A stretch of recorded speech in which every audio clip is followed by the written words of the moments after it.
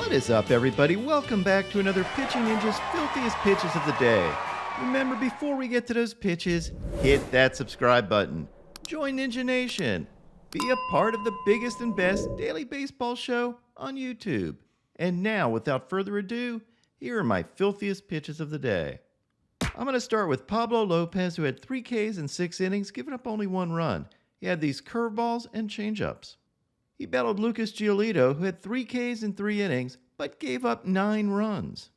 He had this fastball and changeup, and tied a not-so-impressive record by becoming the first player to allow 8 runs or more in a game for 3 different MLB teams in the same year, since Bill McGee did it back in 1899. Hopefully Gio will turn things around soon. He's a good dude. Ty Walker had 4 Ks in 5 innings, giving up 4 runs, and had this painted fastball and nasty splitter. He now has a 15-5 record on the year despite his 4.15 ERA. He battled Dick Mountain, who had 3 Ks in 1 1/3 innings, but gave up 6 earned runs. Mr. Mountain did have this filthy curveball, though.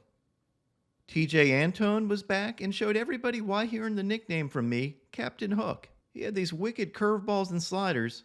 And as a bonus, because you're subscribed here, or are about to be, please hit subscribe. Here's Captain Hook's slider grip and how he thinks about it, which I thought was really unique. Kind of like pull around the front of it and to the side. So I'm pulling, so as it's coming out, I'm pulling around the front and to the side. So it's spinning. Typically I want the axis to point straight at the umpire's mask. So that might be something that I'm different, is like, I actually think about what I want the pitch to shape like when I'm throwing it. Some at bats, I might get over the front of it and make it go more down. And then some I'm actually trying to make it sweep like laterally a lot. And so you're thinking about the spin axis pointing at it, or so different from the target, you're actually wanting the dot or whatever to this axis to point at something. Correct. Yeah. So the aiming point would be like, for me, it would be like a righty's hip is where I'm throwing it. That spin axis allows, like, so a typical like perfectly spinning gyro ball would be like this. Yep. I would want it just to be tilted up a little bit and doing the same thing, just the nose of it tilted up, so that, and then typically something I learned this year and I didn't realize is, like, as the ball's going through the air, the axis is actually changing. Yep. So when I have it tilted up, the ball tends, so as it's spinning like this, the bottom of the ball tends to fall more, and it ends up turning into like a direct, like almost the opposite of a changeup, like spinning the other way slider. So now it's started here, came out really hard, but now it's starting to tilt up, and that's when it kind of like grabs and takes off. Brian Bayo had 7 Ks in 6 innings, giving up 3 runs, and had this fastball, changeup, slider, and got absolutely fired up. He faced Aaron Civale, who is really good, with 12 strikeouts in 5 1/3 innings, giving up 3 earned runs. Civale had these painted 2-seamers, nasty sliders, wicked cutters, and curveballs. His ERA on the year is now 2.76. J.P. France had 5 Ks in 5 innings, giving up 5 runs, and had this changeup and curveball for a sword. He faced off against Andrew Heaney, who only had 1 K in 4 2/3 innings, giving up 3 runs, and had this Expelliarmus changeup. Corbin Burns had 7 Ks in 6 innings, but gave up 4 runs. He had these sick cutters, sliders, and curveballs. He faced Luis Ortiz, who had 4 Ks in 6 innings, giving up 2 runs, and had this changeup and slider. Jose Barrios had 7 Ks in 6 innings, giving up 2 runs, and had this painted fastball and wicked slurves. He faced Luis Medina, who had 3 Ks in 4 2/3 innings, and had these funky cold cutters and sliders. Grayson Rodriguez had 7 Ks in 6 innings, giving up 2 runs, and I thought his stuff looked really good again. He had this absolutely painted 99-mile-an-hour heater, as well as these nasty changeups and wicked sliders, and I thought his slider looked really good. He also picked up a sword on that slider. He battled Kenny Rosenberg, who had 4 Ks in 6 innings, giving up 3 runs, and had this fastball, cutter, and dirty changeups. Merrill Kelly had an outstanding outing yesterday with 12 strikeouts in 7 innings, giving up only 1 run. He really spread out his Ks among his 4-seam fastballs, his sinkers, his changeups, his sliders, and cutters. Just another very good outing from Merrill Kelly. And he tied his career high in strikeouts this game. He actually might have broken his career high in strikeouts, but had to leave the game due to cramping in his right leg.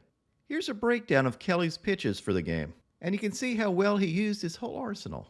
Cole Ragans had yet another dominant outing with 7 strikeouts and 6 scoreless innings, giving up only 1 hit. He's honestly looked like the best pitcher in baseball for about the last month. His fastball was up to 99 miles an hour, and he had these wicked sliders and changeups. His windup kind of reminds me a little bit of Cole Hamels.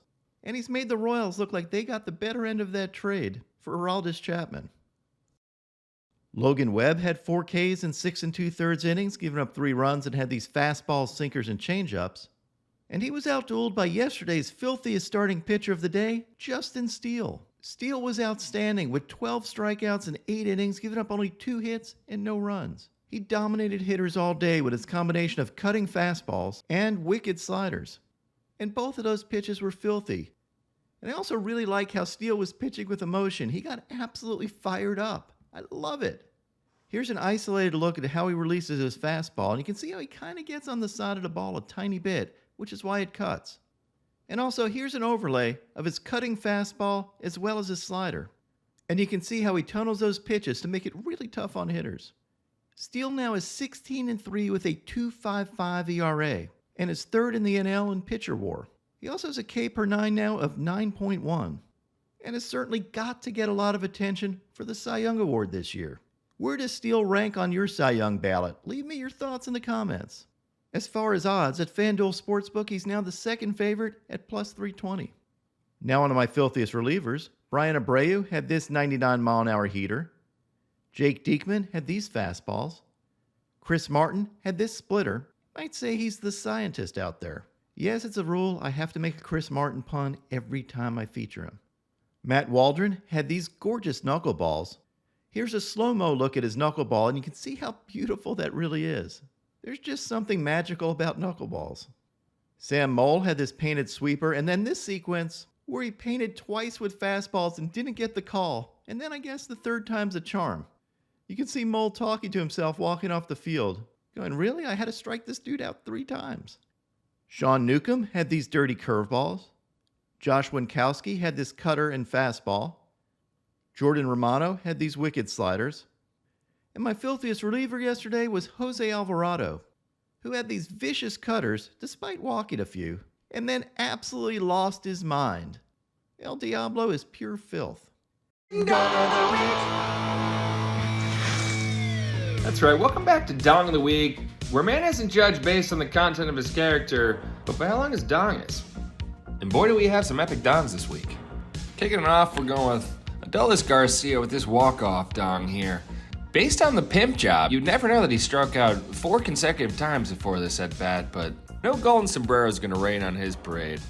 Next, we're going with the long dong legend, Ronald Acuna Jr. for hitting the absolute shit out of this ball. The hardest hit home run of the year, the 3rd hardest hit home run of the entire StatCast era, 121.2 miles an hour. Notice the outside paint job by Sheehan here.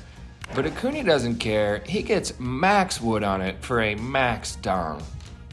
Next we got this 400-foot grand slam by Royce Lewis, aka the Grandmaster of all slams.